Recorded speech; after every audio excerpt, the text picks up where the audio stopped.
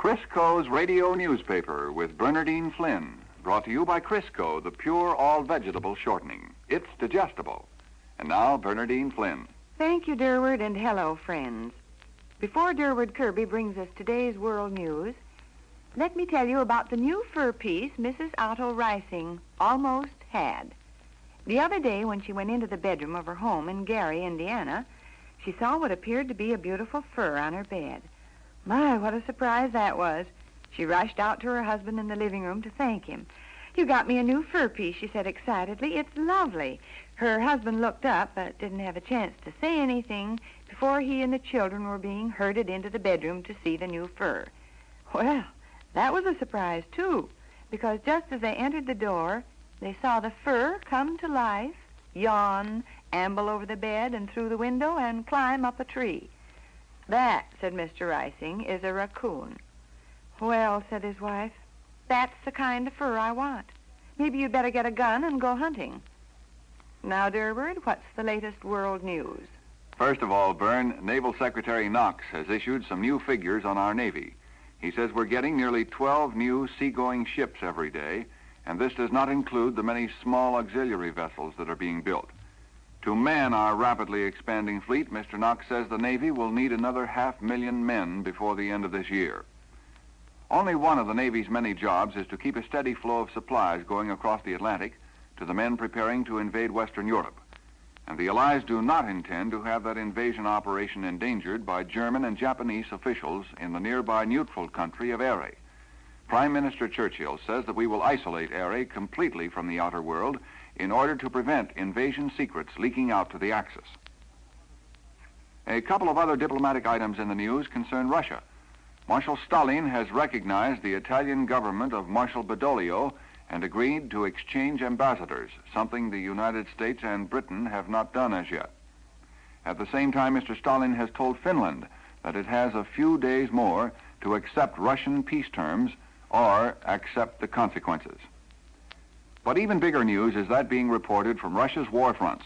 3 strong Soviet armies are battling their way through crumbling German defenses along a 500-mile front today.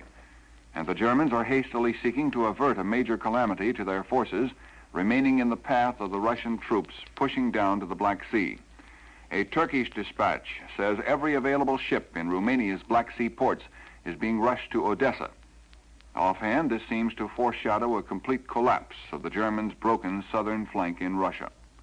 The roads running back from the front, both toward Odessa and Nikolaev, another Black Sea port, are reported jammed with scurrying German tanks, trucks, buses, motorcycles, and tired infantrymen. And while the Russians are roaring toward a battle climax, the Italian fighting is still localized in nature. Although the weather has improved, most sectors are bogged down in deep mud, a result of weeks of rain and snow.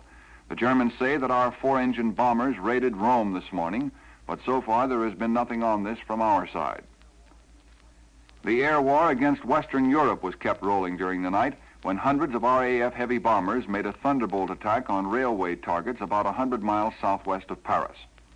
And on the other side of the world, there have been new American air raids against Jap targets in the Central Pacific and against Rabaul and Wewak down in the southwest corner.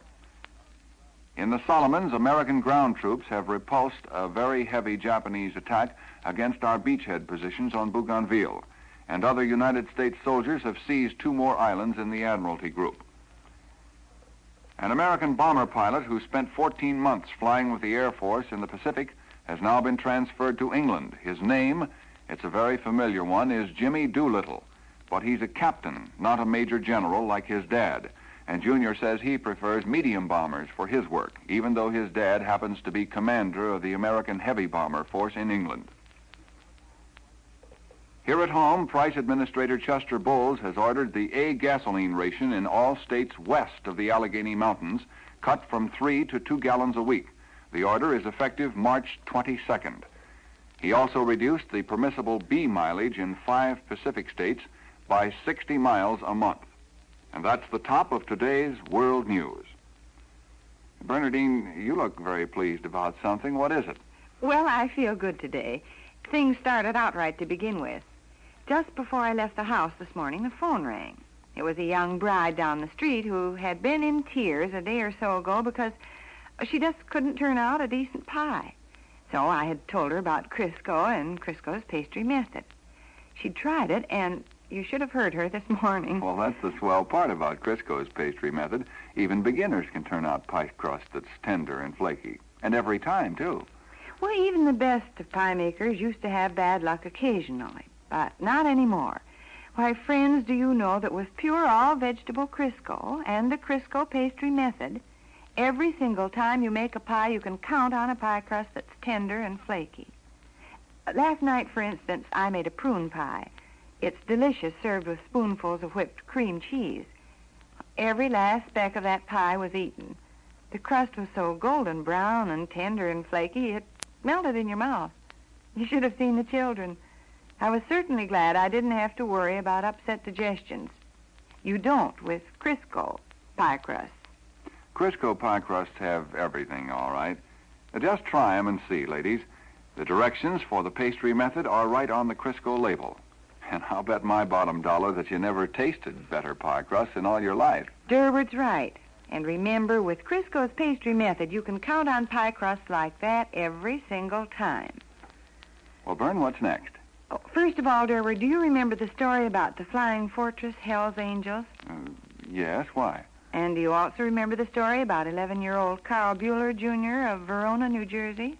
Carl, let me see. Oh, yeah, that's the young fellow who got the ride in the Jeep for selling so many war bonds. You're right again. Yeah, I remember that. Well, let me tell you the newest chapter in these two stories. Mm-hmm. Carl and the Flying Fortress got together yesterday in Caldwell, New Jersey, as a result of the Fourth War Loan campaign. You see, Carl did a wonderful job of selling war bonds during that drive. He'd been promised either a ride in Hell's Angels or a personal introduction to President Roosevelt if he sold $50,000 worth of bonds. Well, that was a pretty high goal for an 11-year-old youngster, but not for Carl, apparently. He not only sold that many, but quite a few more. In all, Carl sold almost $88,000 worth of bonds during the Fourth War Loan drive. So he earned his reward without any trouble. Of course, he had to decide which honor he wanted most. But with the mechanical curiosity of most boys, Carl didn't take long in making the decision. He wanted a ride in that fortress. However, he first wrote a little note to Mr. Roosevelt explaining his decision. Then he was off to see the fortress. Oh, it must take a lot of money to run one of those things, Carl said as he wandered in and out of the fortress, inspecting all the gadgets and prying into everything. He fingered the machine guns and looked over the bomb bay doors and asked all sorts of questions. Then, his inspection over, Carl settled down for a ride high in the skies in this heroic veteran of battle. When he had landed, someone asked him, "How did this compare with the ride you had in the Jeep, Carl?" "Oh, boy," he said, "the bomber was a lot more fun. I sure would like to fly one someday." But until he's old enough to fly, Carl is satisfied with his status as honorary crew member of Hell's Angels and is determined to sell more war bonds than ever. And Americans can certainly be proud of all our boys and girls for all they're doing to help their country. You're certainly very right, Vern. At the same time, we are all aware of certain men who are doing their best not to help the war effort. I'm thinking of the men who try all sorts of things to keep out of the draft. But they never win, though, and sometimes their stories are almost funny. Take the case of one man who was recently picked up by the FBI in the East. He had registered under a false name, failed to return a questionnaire, failed to appear for a physical examination, neglected to report for induction, and carried no registration card. And still he wasn't successful. In fact, he says that all of his efforts to dodge the law gave him gray hair, stomach trouble, and nervous disorders. It's certainly a case of crime doesn't pay if I ever heard one. Down on Washington Street in Newark, New Jersey, there's a big brick building. It rises 22 stories into the sky. And each floor is filled with busy men and women, 9,000 of them, all employees of the War Department Office of Dependency Benefits, an activity of the Army Service Forces. And I want to tell you about them today because I think they are as important in keeping up morale here at home and on the fighting fronts as any other group of people in the country. For they are the paymasters, so to speak, for 11 million Americans, 11 million wives, children, parents, brothers and sisters of our soldiers. It's their job, the job of the ODB, as the organization is better known, to mail out those green soldier allowance and allotment checks every month. It's not only a big job, but it's a job that requires a human touch, for each case involves a soldier and his loved ones. Now, I think a look at the record will show that the ODB is succeeding, principally because of one man, Brigadier General H.N. Gilbert, USA, director of the organization. He has impressed upon his workers the fact that they are dealing with human beings, and they've learned that lesson well. There's the case of Susan. She is 22 and quietly unafraid as she prepares for motherhood, while her young soldier husband fights the Japs overseas. She knows that the green check from the ODB each month will provide her and her baby with the necessities of life. And there's Jack. He's just a boy of 12. His father and mother are dead, and he went to live with some friends when his older brother was drafted. Today, that soldier brother is happy in the knowledge that those green checks each month will give Jack the kind of a life a young boy should have. Or there's Helen. She's over 60 now. There was never a word of complaint when her son joined the Army, even though she was left alone in the world. She never writes her boy about the growing pain in her side. But she knows that she'll be all right, for you see, those green checks will pay for an operation. And so it goes with one case after another. No wonder, friends, that the War Department Office of Dependency Benefits is called the heart of the Army. I think it's more than that. It's truly a cross-section of America at war. And now, Durward, what's the latest on the home front? President Roosevelt is expected to issue another directive about the draft sometime today. It seems that many local draft boards, in order to fill their quotas, are canceling the deferments of many non-fathers who are war workers and are pushing them into the armed forces ahead of fathers. And the manufacturers fear that such a policy may cripple our war production. And President Roosevelt is expected to clarify the situation today by emphasizing that pre-Pearl Harbor fathers should get the same treatment as non-fathers. And isn't this sort of an important day politically, Durward? That's right, Byrne. Potential candidates for the Republican presidential nomination are getting their first test in New Hampshire today as that state elects delegates to the Republican and the Democratic national conventions. Now, Bernadine? You know, friends, we hear a lot of talk about how food can fight for freedom. That means we all want to make the most of every scrap of food we have in the house. And Crisco is such a help at turning leftovers into appetizing meals.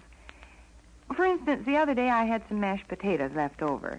Just enough for the children's lunch. So do you know what I did? I added a little celery salt to the potatoes.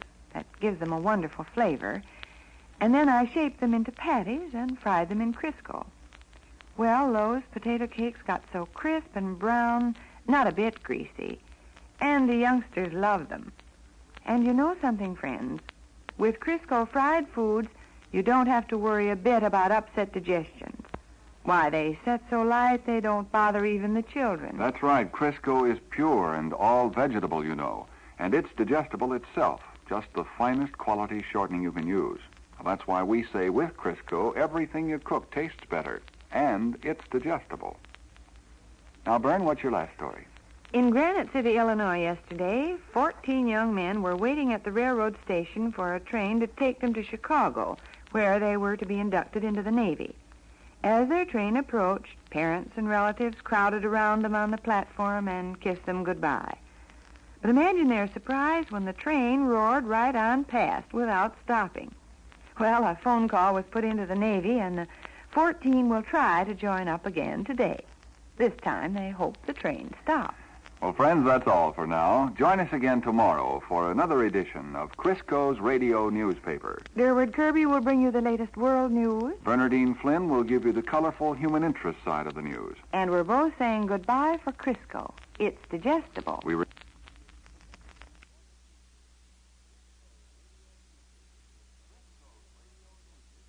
Crisco's Radio Newspaper with Bernadine Flynn. Brought to you by Crisco, the pure all-vegetable shortening. It's digestible. And now, Bernadine Flynn. Thank you, Durward, and hello, friends. In just a moment, Durward Kirby will bring us the latest world news. But first, let me tell you about a traffic accident that happened in Los Angeles. It wasn't a collision of two automobiles. No, there was only one car involved. But it had the complete misfortune of colliding with, of all things, an Army tank, and a huge 16-ton tank at that. Offhand, it would seem like a rather uneven match, and it was. Here's the way the police tell the story in very short form. Estimated damage to automobile, $800. Estimated damage to tank, $2. And now, Durward, what's the latest world news? Well, Bern, the air war is leading the list again today. Huge formations of American bombers blasted southern Germany this morning. Few details are available yet, but our Air Force headquarters describes the attack as very strong, and that usually means just what it says, a near-record attack. Last night, the British set a new bombing record, sending more than 1,000 four-engine bombers to dump well over 3,000 tons of explosives on German targets. It was the biggest raid of the war. The industrial city of Stuttgart received the heaviest end of the attack, 2,800 tons of bombs shattering its war plants and transportation facilities. 40 British bombers were lost, less than 4% of the total force participating. British planes based in Italy flew out over the Balkans during the night to attack the Bulgarian capital of Sofia. And on the ground in Italy, a savage battle is raging in the blackened ruins of Cassino.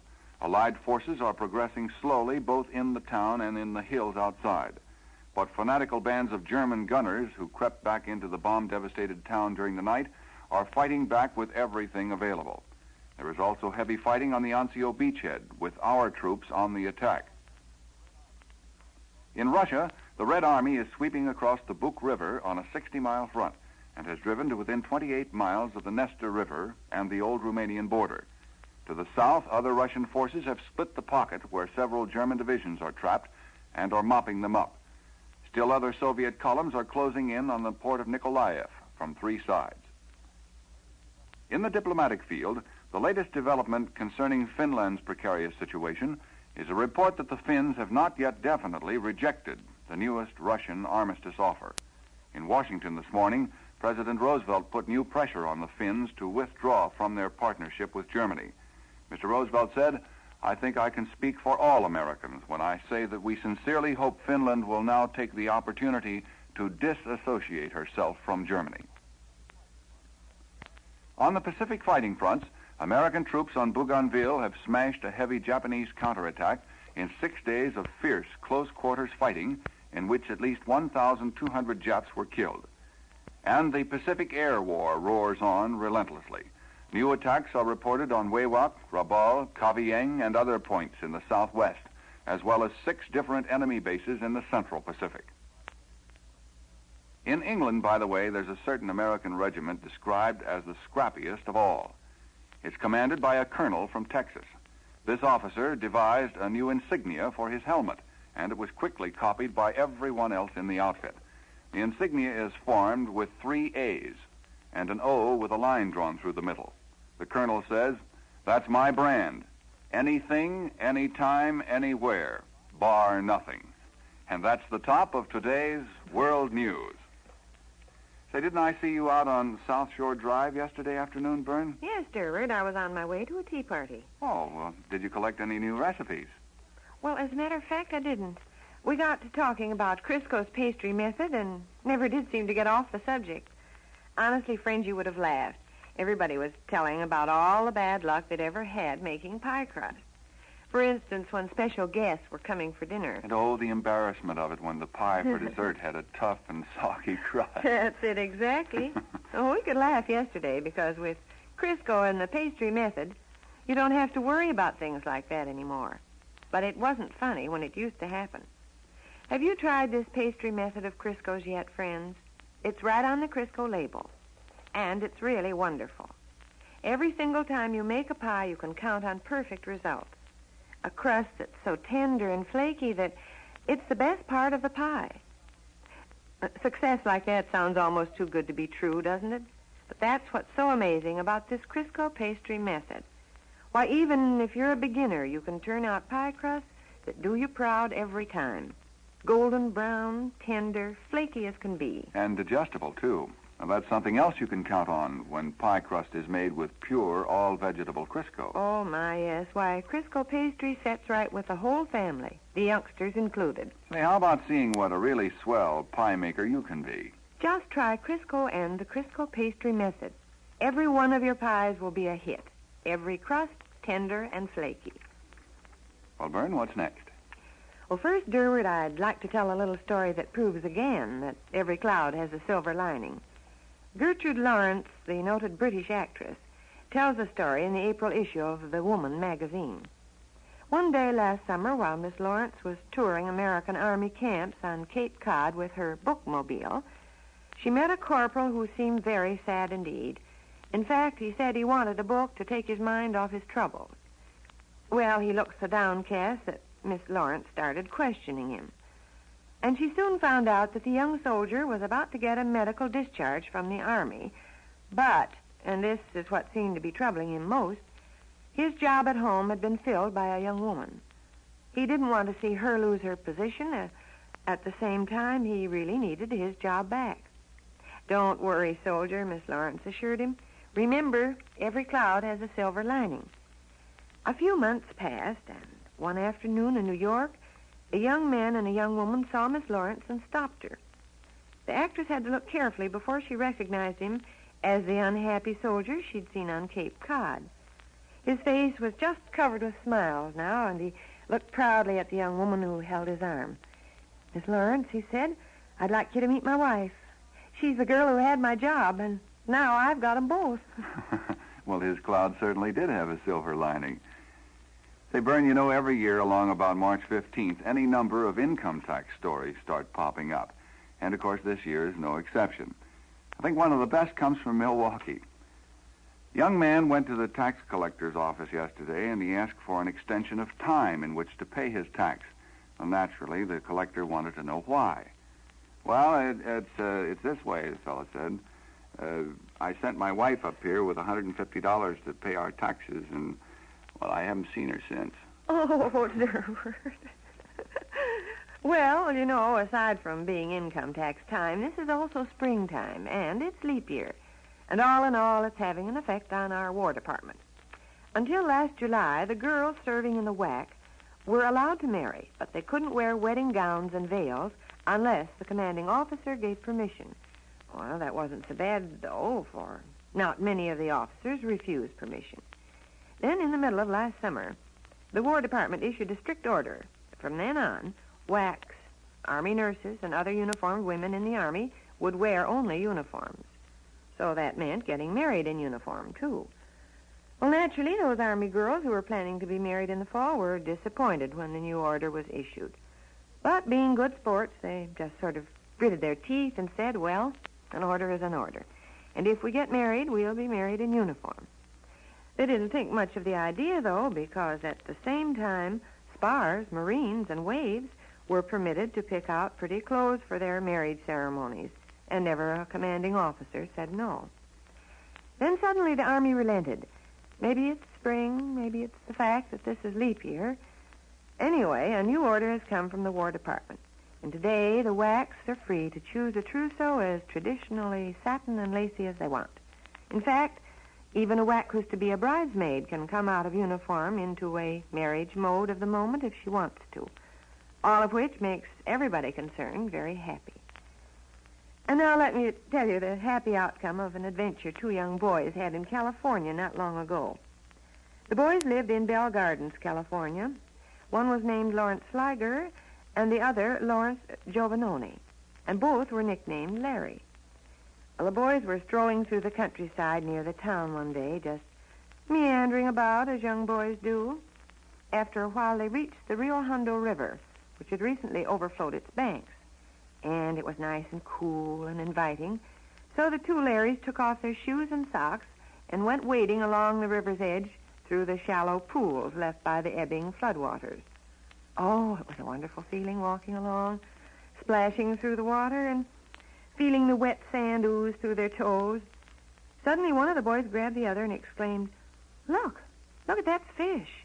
And sure enough, there was a fish in one of the isolated pools of water. What a fish it was. A nice, shiny trout over 2 feet long. Well, in a split second, both boys had lunged at the fish and caught him with their bare hands. Boy, what a fine dinner he'll make, one of them said with enthusiasm. But no sooner had he said it when he remembered something about a fishing law which stated that trout were not to be caught out of season. Say, what do you think we ought to do? He asked his friend.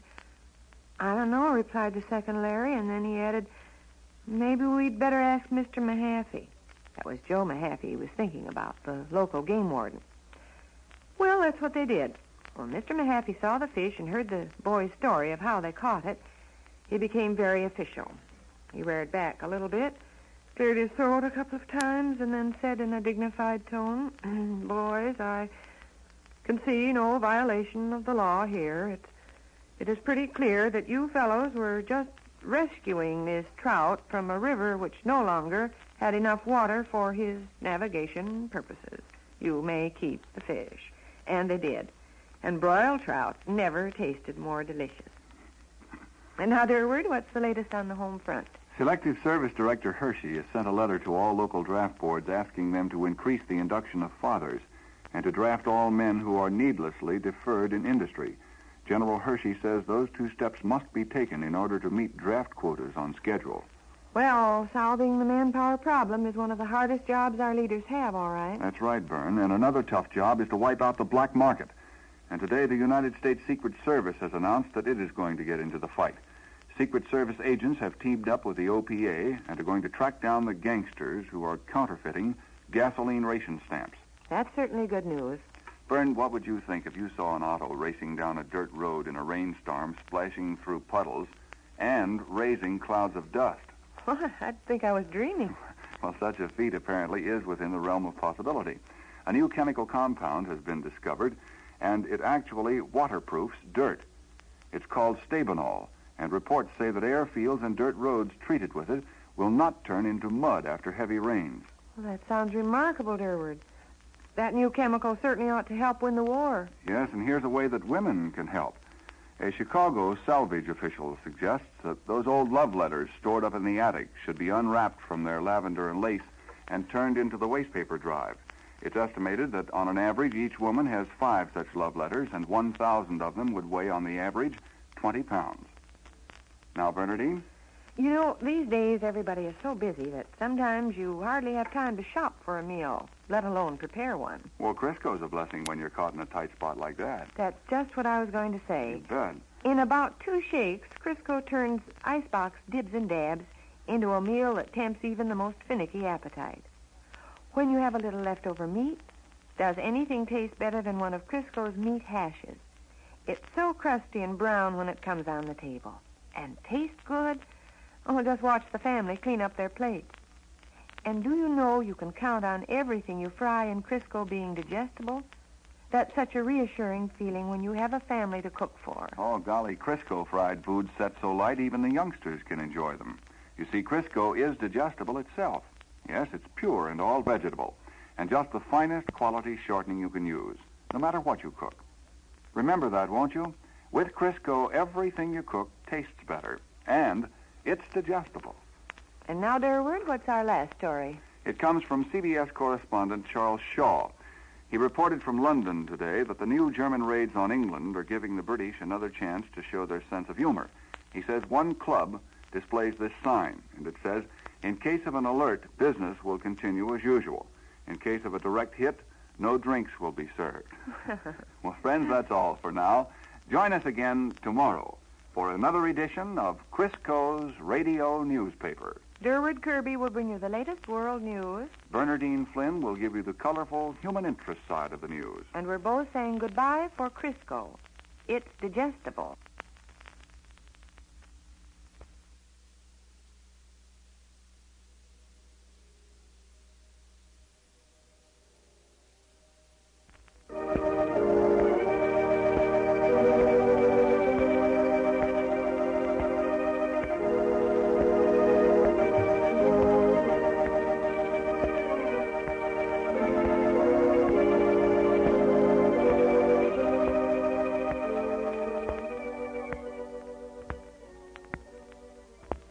Well, when Gary Curtis was homeless and friendless, Ma took him in.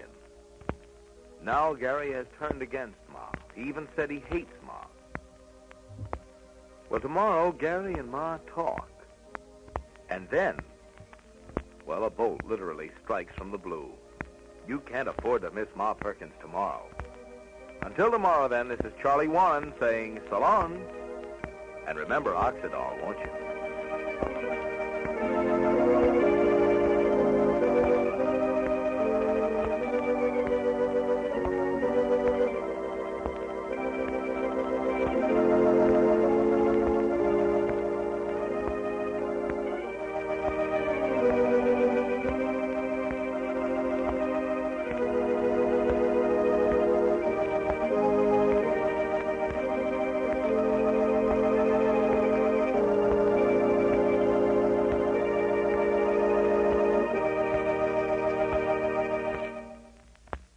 Want a tip on how to save more used kitchen fat?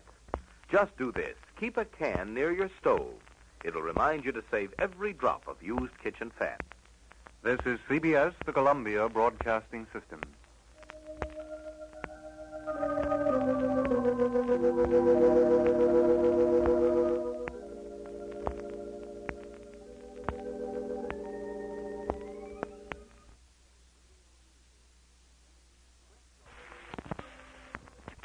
Criscos Radio Newspaper with Bernardine Flynn.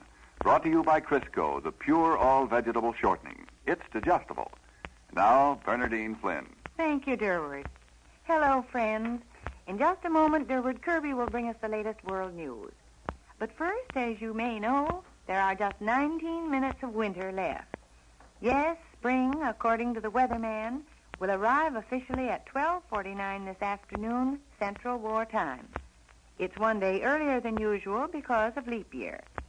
But if you look out of your windows, you probably won't believe that spring is anywhere around. When I left my house this morning to come down to the studio, the thermometer outside said 25 degrees.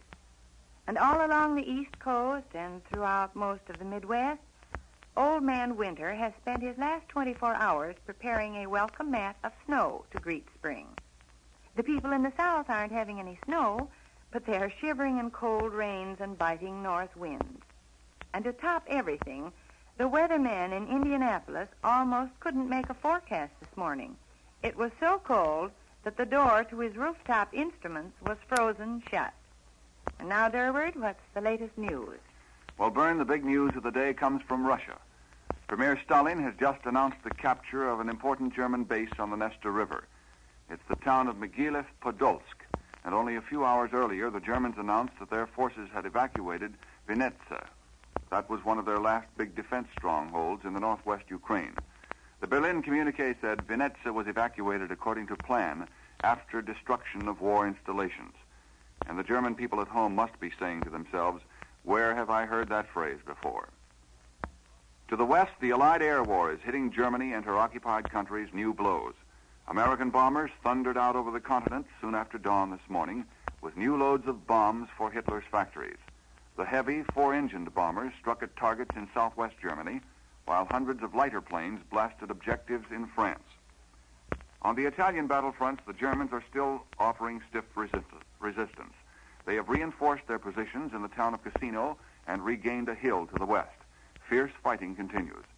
CBS correspondent Winston Burdett summed up the bitterness of the Cassino fighting in a broadcast from Algiers this morning. He said, German machine gunners are still shooting it out from behind the shattered walls of a Roman amphitheater, from a ducal palace on the south side of Highway 6, from the rubble of a building which was once Cassino's Continental Hotel and which is now a hideout for German tanks. Across the Mediterranean from Italy, Pierre Pocheux, the former Vichy cabinet minister, was executed on a North African rifle range this morning. He was convicted of treason to France by a special military court last week. He died courageously. His last request was that he be allowed to give the orders to the firing squad himself, and he did. A very special marriage took place in London this morning. Yugoslavia's young King Peter took Princess Alexandra of Greece as his bride. And from somewhere else in Britain, there comes the story of a horse-drawn harvest binder. In 1919, it was sold to a farmer for $200. 12 years ago, it was sold again, this time for $12. The other day, the same binder, now 25 years old, was auctioned off for $320, or $120 more than it had brought when it was brand new. There's no price control in England on old farm machinery. In the Far East, Chinese and American forces have smashed Japanese resistance throughout the Hukong Valley of northern Burma.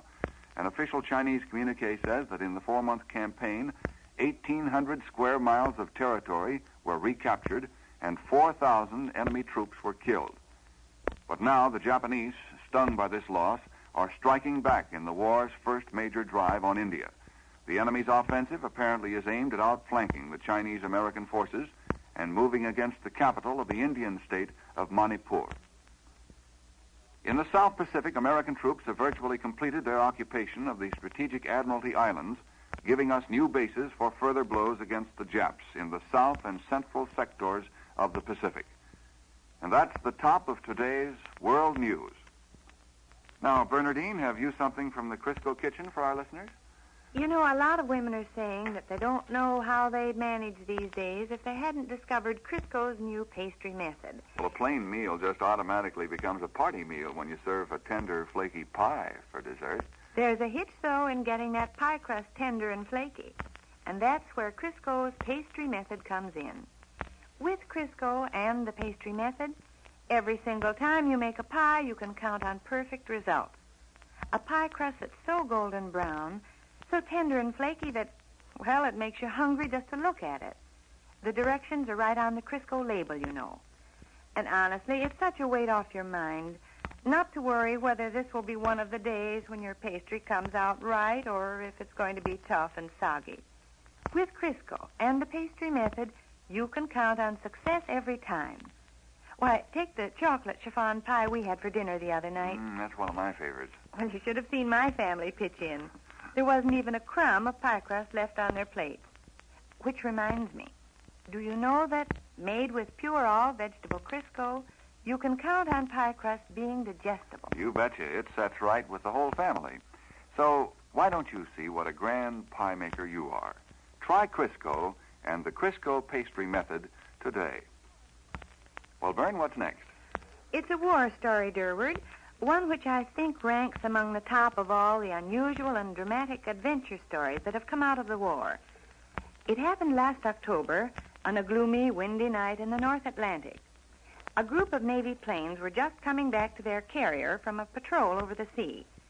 The last 2 planes in the air were flown by Lieutenant Roger Kuhn of Plymouth, Indiana, and Lieutenant Harry Fryatt of Waukesha, Wisconsin. It wasn't so unusual that these 2 particular men happened to be flying the last planes in the air, for they had been friends and buddies ever since they were first assigned to this carrier. They shared the same room, they flew together on duty, and spent most of their spare time together. That night, as they approached the carrier, signal lights from the deck blinked out a message for them to come in. Lieutenant Kuhn pointed the nose of his plane downward, and in a moment had landed safely. But Lieutenant Fryatt had a problem. His plane had taken a 40-millimeter shell through the wing while fighting a surface U-boat, and the landing gear and hydraulic system were damaged. When he tried to lower his plane's wheels for the landing, only one came down, and then it wouldn't go back up. Well, the sea down below was pretty rough, and there was only a slim chance that the flyer could be rescued if he should land his crippled plane in the water. There was a better chance that he could make a successful crash landing on the deck of the carrier. So the order went out over the ship's public address system, clear the deck for a crash landing, and men scurried to make ready. Lieutenant Kuhn's plane, which had just landed, was parked near the bow, beyond the barriers that helped to stop incoming planes. Lieutenant Kuhn ran below to his room, his heart heavy over the plight of his friend. I didn't want to see him come in, he said later. I felt that his chances of staying on deck were about 1 in 100. When I was in the room, I noticed Fryatt's flashlight on his desk, and I thought of the dark water outside. Then I looked up at his bunk and decided right then that it wouldn't be empty that night if I could help it. So I grabbed the flashlight, ran up to the edge of the flight deck just ahead of my parked plane, and waited. In a moment, everything was ready, and Lieutenant Fryatt was given an order to come in. He nosed down through the darkened sky and eased in toward the restless carrier. He had misjudged the distance and overshot. Up he went again to try once more. Several times he roared his crippled plane over the carrier before finally dropping in for the landing. But he was too high when he cut the throttle, and he missed all the stops and barriers on the ship's deck. His wingtip struck the carrier's island, knocking off part of the wing. Then his plane caromed across the deck, crashing into Lieutenant Coon's plane and stopped dead. It was a successful landing for Lieutenant Fryatt. He and his gunner and his radio man crawled out of the plane unhurt. But in the meantime, Lieutenant Coon's plane, catapulted forward by the impact of the crash, had leaped straight ahead. And Coon himself, standing nearby, was knocked 30 feet and over the edge of the flight deck onto the forecastle rail.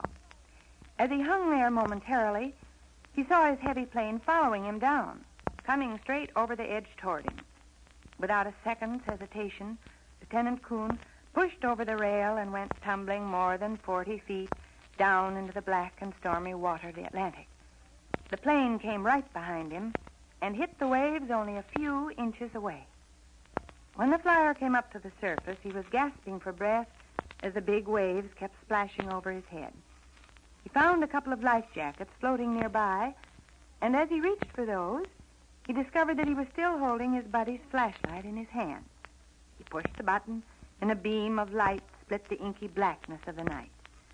A destroyer was ordered to pick him up out of the sea, and it edged through the water very cautiously so as not to run him down. Finally, someone on the destroyer threw him a line. But no sooner had the flyer grabbed the line than the destroyer started cutting through the water at full speed. And, as Lieutenant Coon describes it, there I was skipping across the surface of the water like an Hawaiian on an aquaplane. Why, I'm not sure, but someone said later that there was a submarine nearby and it had thrown a torpedo at us. Finally, he goes on, they slowed down and I was pulled aboard like a bass on a hook. But this isn't quite the end of the story. For Lieutenant Coon was sent to a naval hospital to recover from his ordeal. And when he came out, he was married to Miss Mary Lickenwalner, a pretty Navy nurse who had helped to nurse him back to health. Boy, what a story that is, Vern. His grandchildren will never believe all those things could possibly have happened to their grandpop. I think you're right there, Durward. And now, what's the home front picture today? An official of the Federal Reserve Board says that government restrictions on installment buying will continue as long as they are needed to prevent inflation. And that probably will be well into the post-war period, or in other words, until there are enough civilian goods to match the supply of money available. That sounds reasonable, Durward. Yes. And incidentally, Byrne, government agents today started interviewing families in 68 areas throughout the country in an effort to see what civilian goods are needed the most. And the results will be announced about May 1st. On the food front, the government says that we will have enough food this year to meet our essential military and civilian requirements. But Food Administrator Jones says we cannot be expected to supply most of the food needed to feed the world after the war. He says the United States is not the food basket of the world. By the way, ladies, here is this week's ration reminder.